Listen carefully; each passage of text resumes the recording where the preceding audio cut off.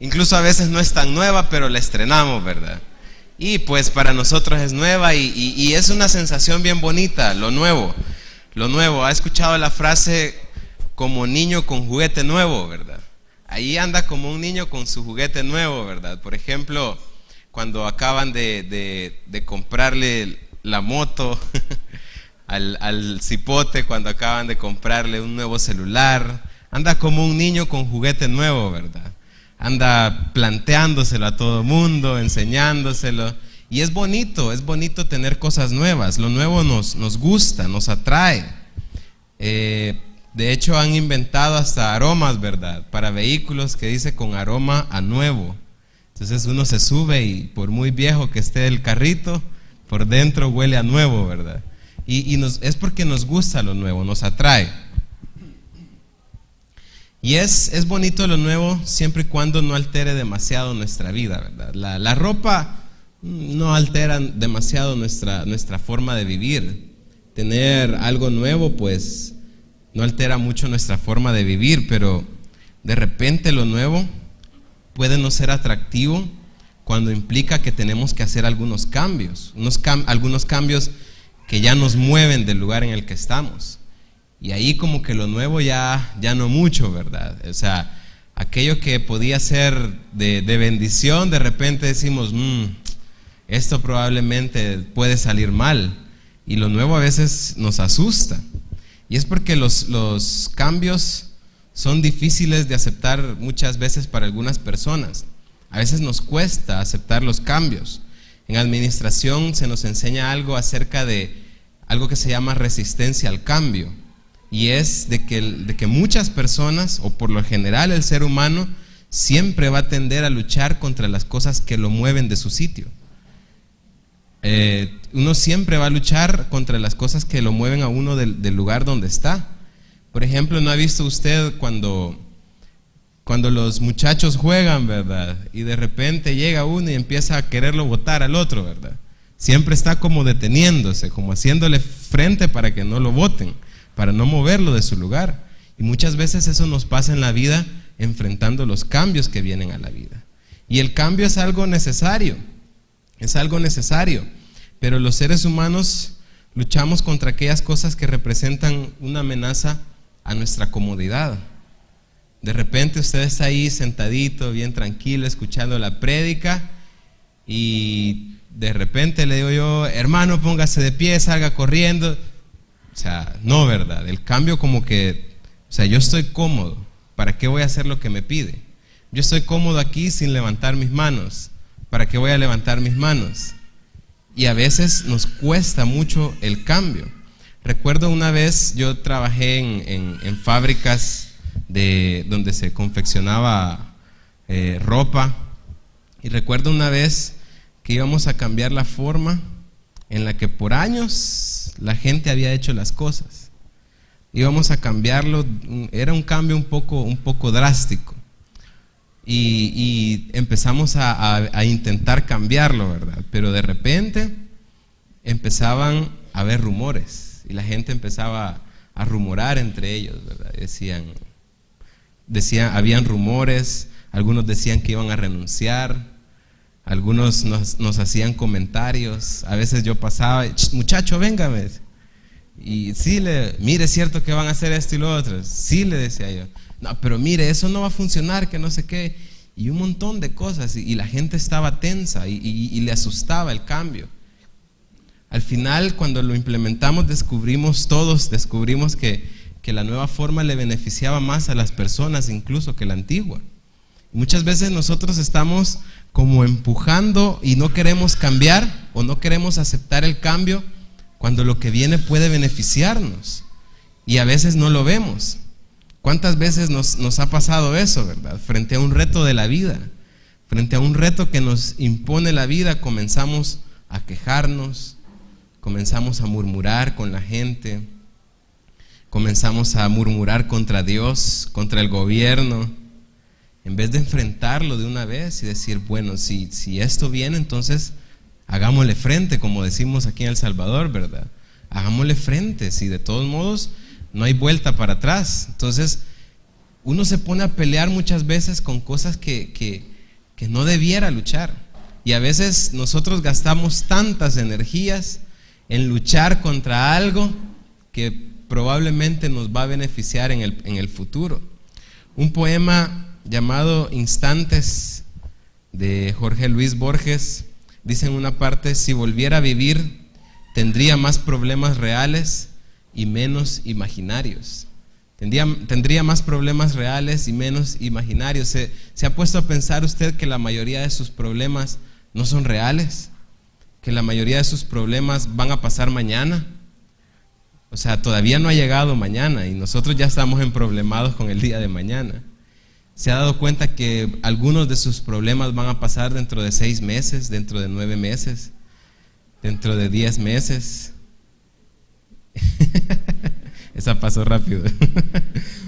Y muchos de nuestros problemas están en nuestra mente nada más.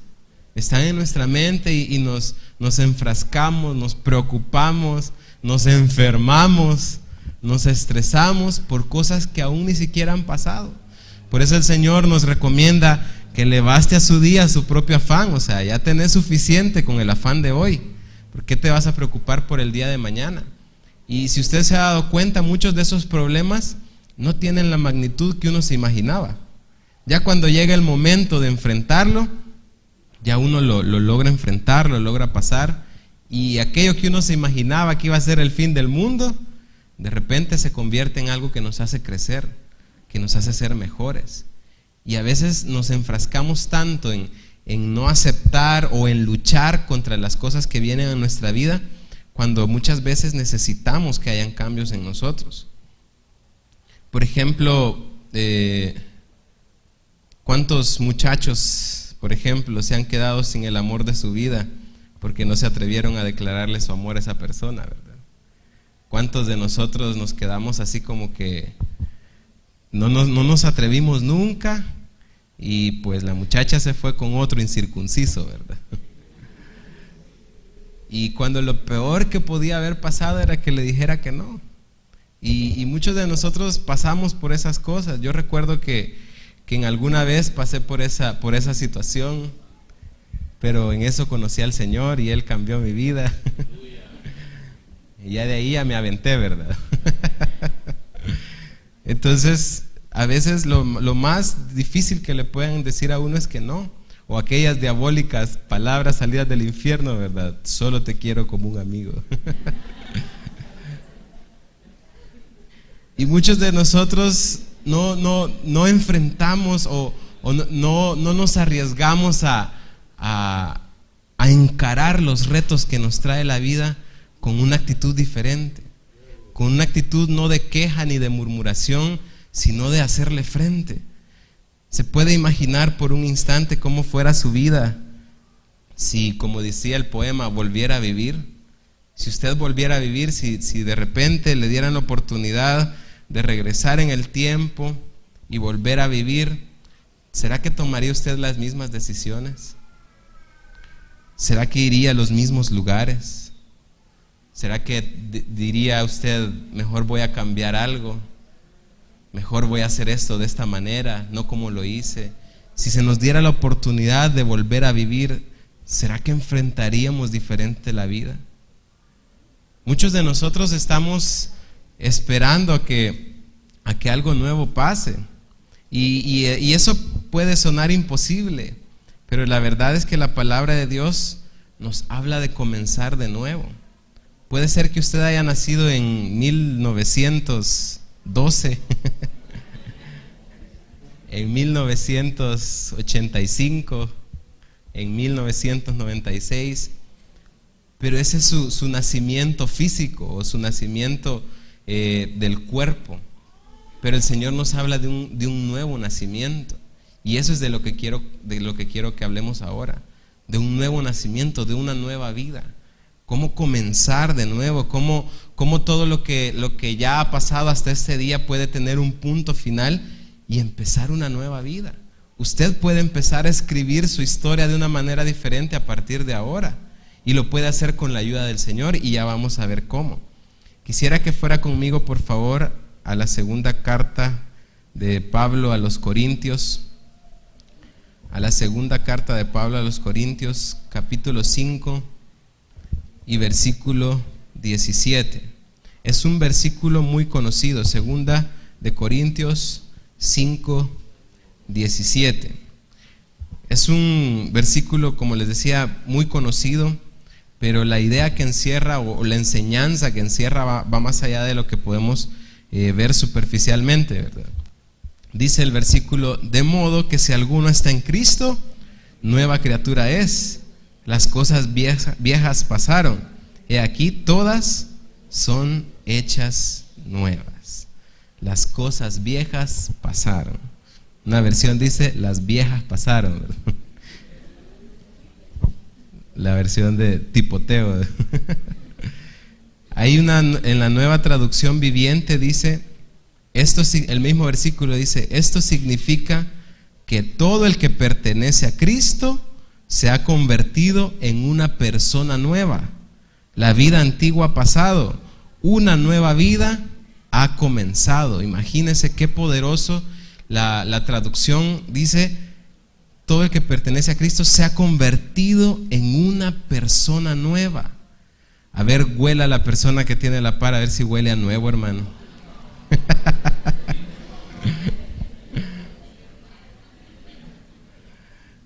El que pertenece a Cristo se ha convertido en una persona nueva. La vida antigua ha pasado, una nueva vida ha comenzado. Y vamos a ver tres aspectos que están metidos en este versículo acerca de cómo debemos enfrentar la vida. En primer lugar, el primer aspecto es que quien está en Cristo ya no es el mismo. Todo aquel que está en Cristo ya no es el mismo. La primera parte del versículo dice que el que pertenece a Cristo se ha convertido en una persona nueva. Todo aquel que se topa con Jesús ya no puede ser el mismo. Usted ya no puede ser el mismo si se topó con Jesús. Es imposible que usted siga siendo igual si tuvo un encuentro real con Jesucristo. Encontrarse con Jesús es volver a la vida, es vivir de verdad.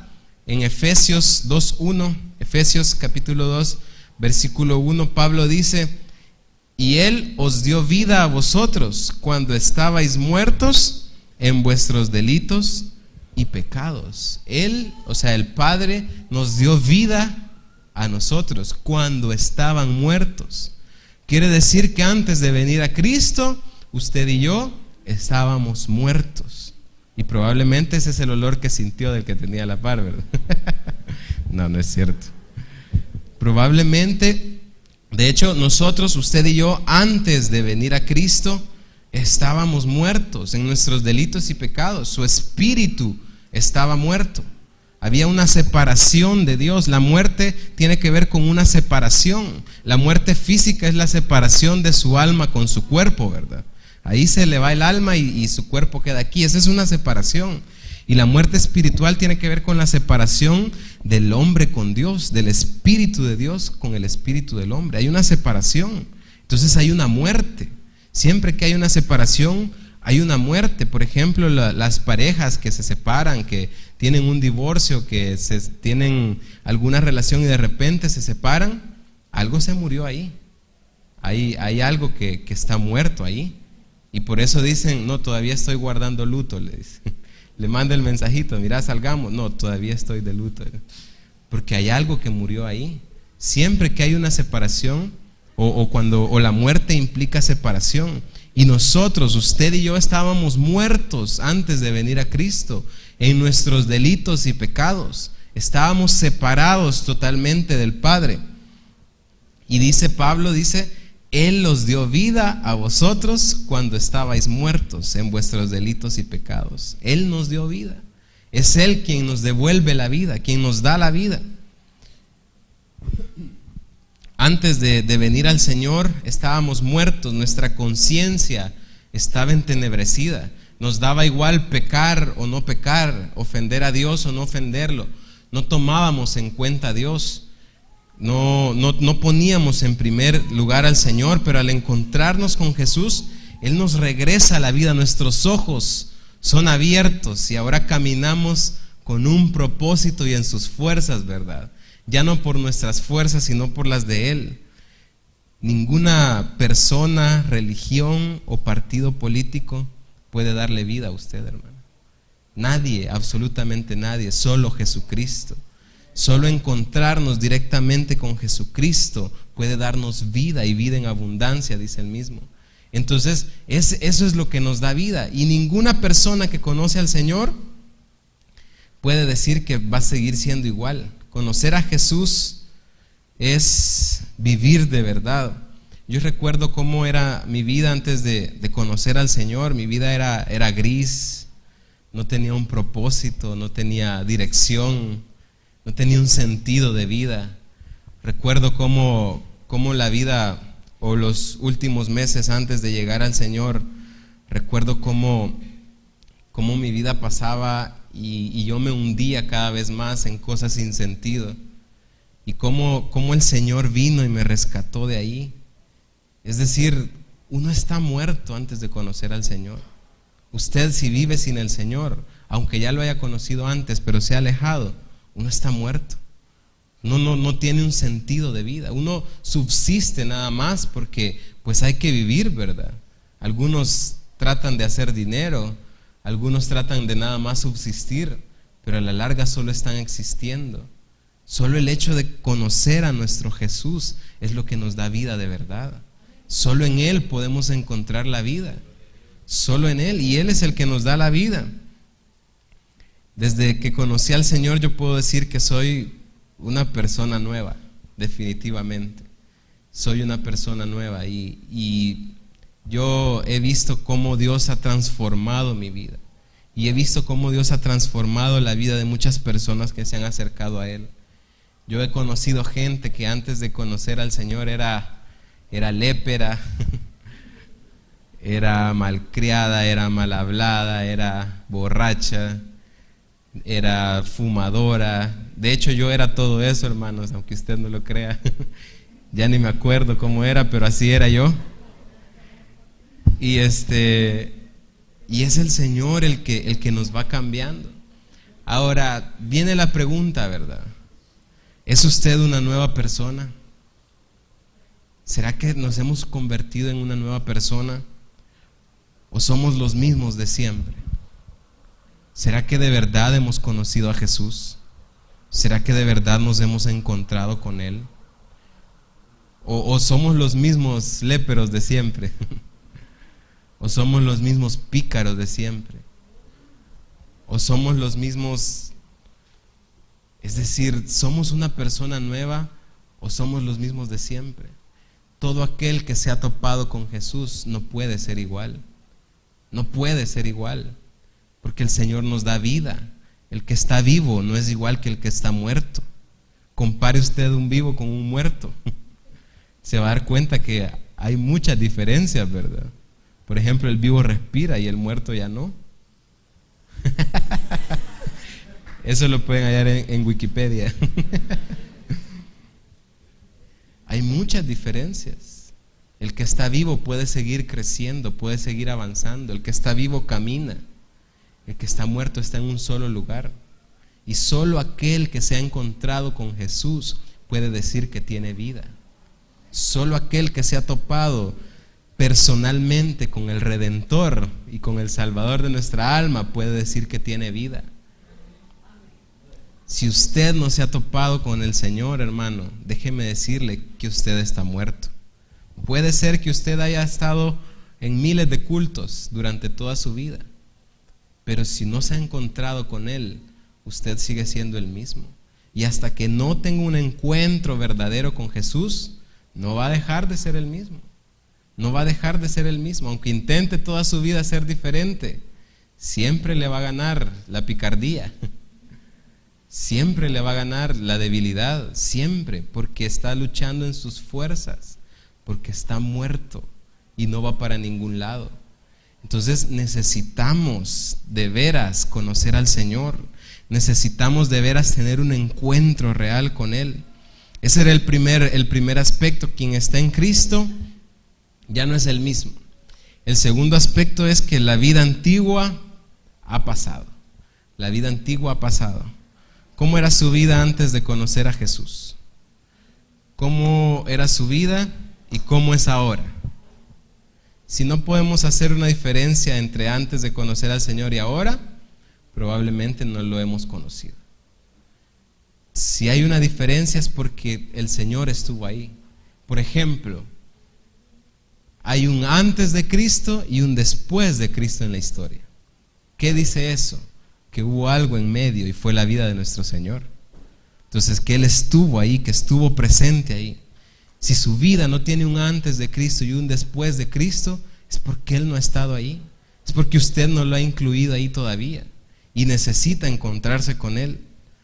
Cuando Pablo dice las cosas viejas pasaron, está diciendo la vida como la conocías ya no es la misma. Algo debe haber cambiado, aunque sea algo. Aunque sea algo. Aunque sea el pelo. Aunque sea algo, debe haber cambiado. ¿Qué cosas son las que cambian con la llegada del Señor a nuestra vida? ¿O qué cosas debieran cambiar con la llegada del Señor a nuestra vida? En primer lugar, cambia nuestra escala de valores. Mis valores se vuelven los del reino y no los del mundo como antes. Mis valores ya no son los de este mundo, sino que los del reino del Señor. ¿Cuáles son los valores del reino? Ama a tu Dios con todas tus fuerzas, con toda tu alma, con toda tu mente. Ama a tu prójimo como a ti mismo. Antes de conocer al Señor, nos es imposible hacer eso. Podemos decir que amamos a Dios, pero ¿qué es amar a Dios, hermano? Amar a Dios es obedecer sus mandamientos. Y si no obedecemos sus mandamientos, no podemos decir que le amamos. Amar a Dios implica obedecer sus mandamientos. Jesús mismo lo dijo: si me aman, guarden mis mandamientos. Esa es la señal de que nosotros amamos verdaderamente a Dios. ¿Y dónde están sus mandamientos? Pues en su palabra, en nuestra conciencia, en el Espíritu Santo que habla nuestra vida. Ahí están sus mandamientos. Amar al prójimo significa no hacer mal a nadie, ser paciente con las personas, pagar el mal que nos hacen con bien, ser diferentes a lo que el mundo nos dice. La mamá le dice al niño: no, si te pegan, pegá. Amén. No, es que esos monos no te van a andar molestando. Y esas son las normas de conducta del mundo, los valores que heredamos del mundo. No, es que vos no te dejes. Y si vamos a la palabra, ¿qué nos dice el Señor? Mira, si alguien te pega en una mejilla, pone la otra. Y si te pega en la otra, ya no tengo más mejillas, ¿verdad? Pero está hablando de la humildad, de ser mansos como el Señor. El Señor nos dice: sean mansos y humildes de corazón como yo. Sean como yo, dice, que soy manso y humilde de corazón. Es decir, no nos irritamos por cualquier cosa.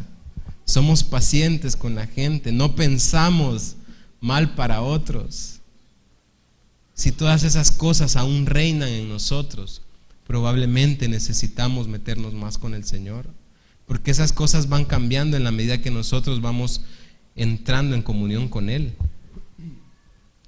Nuestros valores deben ir cambiando, nuestros valores de vida deben ir cambiando. Nuestros valores de vida no deben ser como los del mundo, que hoy para el mundo no es un valor la virginidad antes del matrimonio. Hoy para el mundo no es un valor, tantas cosas, amar a los necesitados, ayudar a los necesitados. Hoy para el mundo lo único importante es uno mismo, y entre más podamos acumular para nosotros mejor, nos dice el mundo. Pero el Señor nos da el ejemplo de que se da todo a sí mismo a los demás, aun cuando no lo merecen, aun cuando no lo merecen, o aun cuando no lo merecemos. Nosotros no merecemos nada de parte de Dios, y Él dio su vida. Jesucristo dio su vida para que nosotros pudiéramos tener vida y vida eterna. Y nosotros andamos pensando: no, Él no merece mi respeto. No, ella no merece mi cariño. ¿Cómo podemos llamarnos cristianos si somos así todavía? El cristiano tiene los valores del reino impregnados en él. En primer lugar cambian nuestros valores, y en segundo lugar cambia nuestra esperanza. Nuestra esperanza, bueno, si antes nuestra única esperanza era lograr llegar a fin de mes, ¿verdad? Hoy nuestra esperanza tiene que ver con un reino celestial, con una vida después de que partamos de aquí, con el cielo y con todo lo que el Señor tiene para nosotros en aquel lugar. Nuestra esperanza ya no es de este mundo, sino que es de fuera de este mundo. Y eso también cambia en nosotros. Y eso nos abre una nueva perspectiva de vida, porque nos dice: esto que vivís ahora es temporal. Nosotros vivimos como si nunca fuéramos a morir, y morimos como si nunca hubiéramos vivido. Vivimos como si nunca fuéramos a morir, y un día nos vamos a tener que ir de esta tierra, hermano. ¿Y para dónde se va a ir cuando se vaya de aquí? Y muchos, dice el Señor, van a decir: Señor, pero yo en tu nombre sacaba demonios, pero yo en tu nombre hacía esto, y no los conozco, le va a decir el Señor, porque no tuvieron una relación con Él, porque no tuvieron una intimidad con Él, una comunión con Él. El Señor le va a decir: yo no te conozco. Usted puede decir: yo represento al señor presidente ahorita en estos momentos, pero el presidente puede venir y decir: yo a usted no lo conozco. No, pero yo en su nombre hice esto, le va a decir. ¿Cuándo ha venido a sentarse usted conmigo?, le va a decir. Y el Señor va a hacer lo mismo. Pero mira, yo iba al Emanuel, ahí me congregaba. No te conozco, va a decir el Señor. Y qué duro va a ser que hasta ese momento nos demos cuenta que necesitábamos de verdad cambiar de dirección.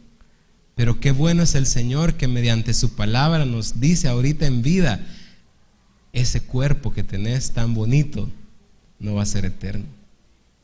Ese cuerpo que tenés aquí se va a quedar. Y ahí en el capítulo 5 de 2 de Corintios, siempre en el versículo 1, Pablo dice: porque sabemos que si nuestra morada terrestre, este tabernáculo, se deshiciere, tenemos de Dios un edificio, una casa no hecha de manos, eterna en los cielos. Hermano, este cuerpo se va a deshacer, pero gloria a Dios por los que tenemos la esperanza de que al partir de aquí nos vamos a encontrar con nuestro Señor. Gloria a Dios por los que sabemos que al morir, al cerrar los ojos aquí, los vamos a abrir delante de nuestro Señor. Y eso transforma la vida, hermano. Eso transforma a cualquiera. Es decir, antes la única esperanza que teníamos era poder subsistir, pero ahora la esperanza está puesta en aquel que es el Rey de Reyes y Señor de Señores. Ahora nuestra esperanza es más allá de este mundo. ¿Qué esperanzas tenemos aquí, hermano? Probablemente este mundo no va a cambiar mucho en todo lo que pasemos aquí viviendo. ¿Qué? 60, 70, 80 años. Probablemente va a ir de mal en peor. Probablemente la delincuencia va a aumentar, el costo de la vida va a subir. Pero nosotros no tenemos esperanzas en este mundo, sino puestas en el autor y consumador de nuestra fe. Nuestra esperanza no está puesta en gobiernos, en movimientos políticos, en personajes de aquí de la tierra que también se van a morir como nosotros, sino que nuestra esperanza está puesta en aquel que murió, pero que también resucitó para darnos vida eterna. Eso cambia la vida de cualquiera.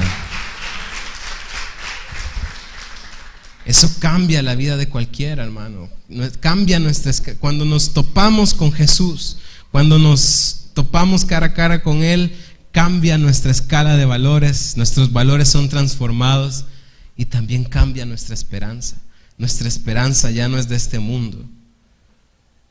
Puede que usted mantenga hábitos y maneras de pensar de su antigua vida, y eso así es, pero la reconciliación con Dios trae a nosotros una manera diferente de comportarnos y de ver la vida.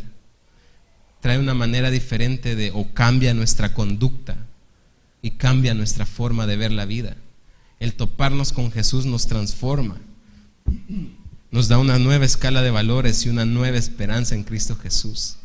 Y eso es lo maravilloso de encontrarnos con Él, que no podemos ser iguales, porque Él nos da cosas nuevas, cosas que nadie nos puede dar, cosas que nadie, absolutamente nadie le puede dar.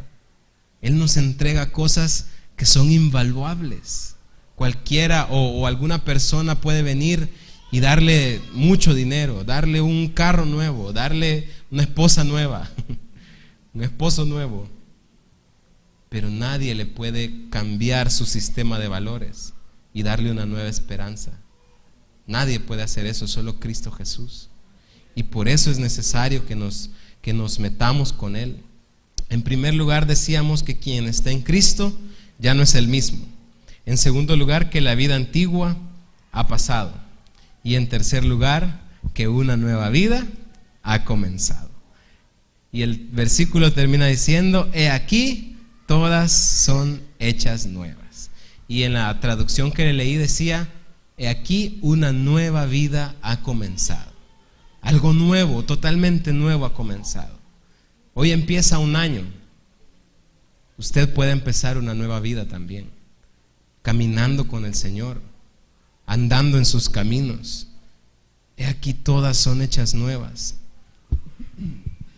Recuerdo ese día en un campamento de aquí de la iglesia, cuando conocí al Señor, cuando mi vida iba descendiendo, y una tarde de sábado estábamos en el campamento allá en la Quinta Oasis, y el Señor llegó y tocó mi corazón de una manera especial. Yo le dije: Señor, yo ya no puedo más, yo ya, o sea, si sigo me voy a morir.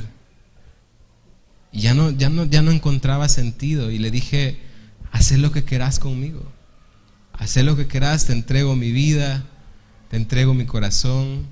Hermano, no hubo una oración del pecador, no levanté la mano, no pasé al frente, pero ahí donde estaba hincado, el Señor llegó y me dio una nueva vida. Porque no depende de lo externo o de lo que la gente pueda ver, la transformación, sino de lo que Dios hace en el interior de cada uno de nosotros. ¿Cuántos de nosotros necesitamos, pero así urgentemente, una renovación interna? ¿Cuántos de nosotros decimos: a mí la vida me ha golpeado, hermano, yo he venido porque de verdad necesito algo diferente? ¿Y cuántos necesitamos una renovación interna así bien profunda? Solo Cristo puede dárnosla, solo el Señor puede dárnosla. Y el Señor lo ha invitado esta noche para que lo pueda experimentar.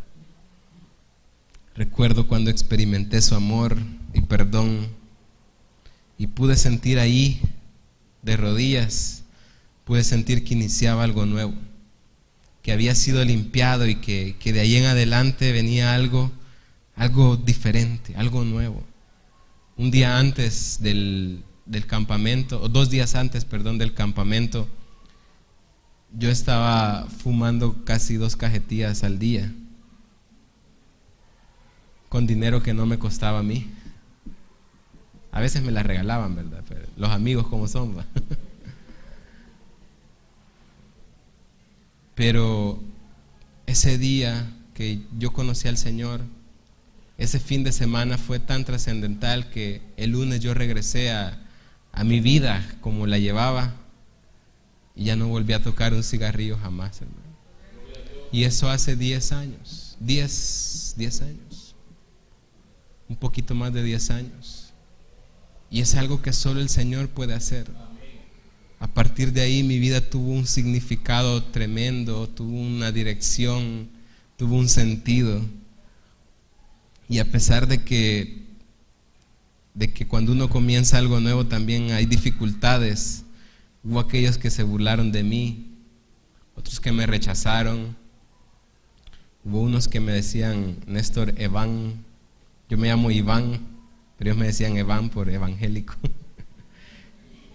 Néstor Eván me decían, y a manera de burla, pero conforme fue pasando el tiempo, yo les fui demostrando que el Señor de verdad había transformado mi vida. Y ellos pudieron percibir eso, y ya después siempre me han respetado, aún seguimos siendo muy amigos. Y son cosas que solo Dios puede hacer, hermano. De verdad, no tengo algo más que compartirles, porque eso es lo que Dios ha hecho conmigo. Y yo estoy totalmente agradecido con el Señor por eso, porque nadie más lo pudo haber hecho. Yo estuve metido en la religión mucho tiempo, estuve metido en varias religiones mucho tiempo, estuve metido en vicios, estuve metido en tantas cosas, pero nada de eso le dio un significado verdadero como encontrarme con aquel que me creó, con encontrarme con aquel que me dio la vida de nuevo, con aquel que me levantó del fango y me dijo: hoy podemos empezar algo nuevo. Con aquel que todos los días que yo me equivoco feo, y llego donde Él y le digo: Señor, mira, perdóname. Él solo me sacude y me dice: sigamos adelante, sigamos adelante. Todavía hay algo nuevo. A pesar de que pudiste haber hecho un desastre de tu vida este año 2015, hoy empieza un nuevo año y podemos comenzarlo con buenos términos. Podemos empezarlo bien. Tal vez padeciste enfermedades, tal vez padeciste necesidades, pero este año puede ser diferente. Si tan solo te acercas un poco más a tu Dios, si tan solo decides meterte un poco más con el Señor, si tan solo dices: Señor, yo te entrego mi vida y todo lo que soy. Si tan solo nos acercamos a Él, si tan solo nos encontramos a Él, nada ni nadie ha podido arrebatarme la esperanza que tengo en el Señor. Y eso es lo más importante que tengo en la vida. Probablemente haya alcanzado cosas, probablemente haya logrado algunas cosas, algunos éxitos, pero nada se compara con la esperanza que tengo en Él. Y eso es lo que yo quiero transmitirles esta noche, hermanos. Eso es lo que yo quiero transmitirles y decirles: si no hemos estado caminando bien con el Señor, hoy es un buen día para comenzar. Hoy es un buen día para decirle al Señor: Señor, perdóname, sé que hice mal las cosas el año pasado, pero hoy quiero empezar otra vez. Quiero empezar de nuevo, quiero arrancar este año y poder terminarlo contigo, hacer nuevos votos con el Señor y decirle: Señor, así como empecé este año en tu casa, yo quiero terminarlo en tu casa. Yo quiero terminarlo siendo fiel a tu palabra, aunque a veces me equivoque, yo quiero que tu mano me sostenga. Porque uno se equivoca, hermano, uno tiene debilidades, pero la mano del Señor nos puede sostener. Dios nos trae a una vida nueva para un propósito en específico. Y el versículo 15 del capítulo 5 de la segunda carta de Corintios dice: Él murió por todos, para que los que reciben la nueva vida de Cristo ya no vivan más para sí mismos, más bien vivirán para Cristo, quien murió y resucitó por ellos. Él murió para que ya no vivamos para nosotros mismos, sino para Él que murió y resucitó por nosotros. Es viviendo para Él que podemos encontrar la verdadera vida, la verdadera libertad. Es viviendo para Él que podemos encontrar la libertad de nuestra alma. Y suena un poco contradictorio. ¿Cómo voy a ser yo libre viviendo para alguien más? Si el hecho de estar todavía en mi casa me cuesta aceptarlo, ¿verdad? Dicen los adolescentes.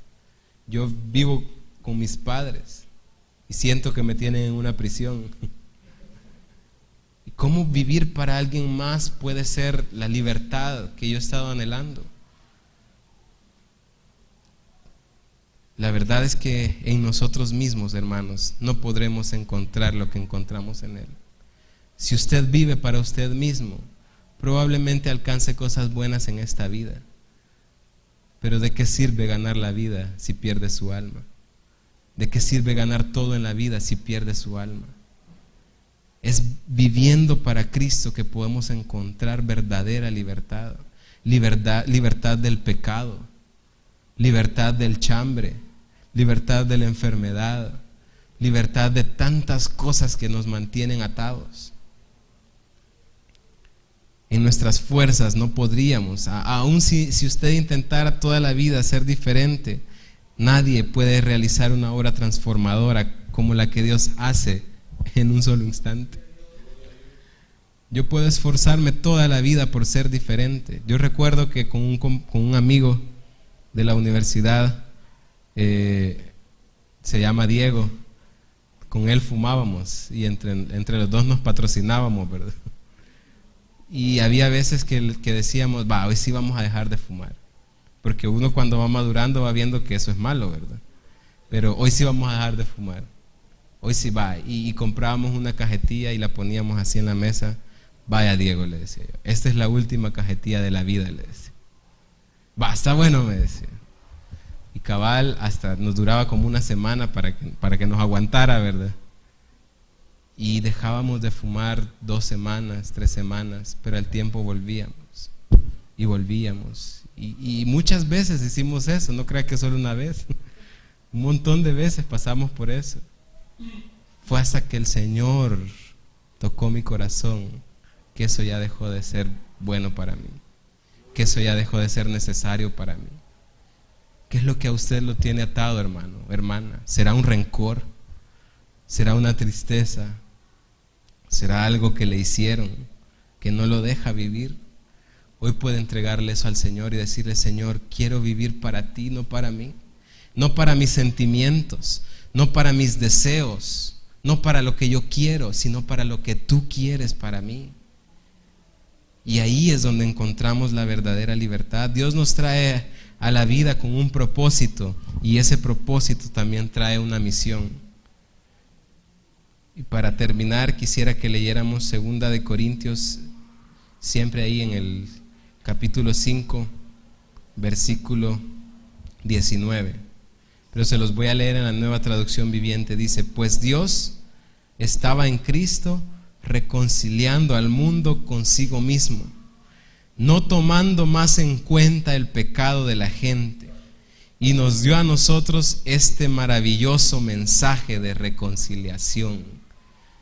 Aquel que conoce al Señor también tiene en sus manos la responsabilidad de compartirlo con alguien más. No se puede usted quedar con eso. Así que somos embajadores, dice el versículo 20, somos embajadores de Cristo. Dios hace su llamado por medio de nosotros. Dios hace su llamado por medio de usted. Dios hace el llamado a las personas por medio de usted. Hablamos en nombre de Cristo cuando les rogamos: vuelvan a Dios. Cada vez que usted comparte esa esperanza de vida, ese cambio, esa transformación con alguien más, está hablando en nombre del Señor. Está siendo un embajador de Cristo y está cumpliendo con la misión que el Señor nos encomendó. Nos es necesario, hermano, compartir las buenas nuevas, que uno murió para que nosotros tengamos vida eterna. En esta noche quisiera que por favor inclinaran sus rostros, y ahí donde estamos pueda hacer un examen de su vida, pueda ver cómo es su vida, hermano. ¿Será que hay cosas que aún lo dominan? ¿Será el temperamento?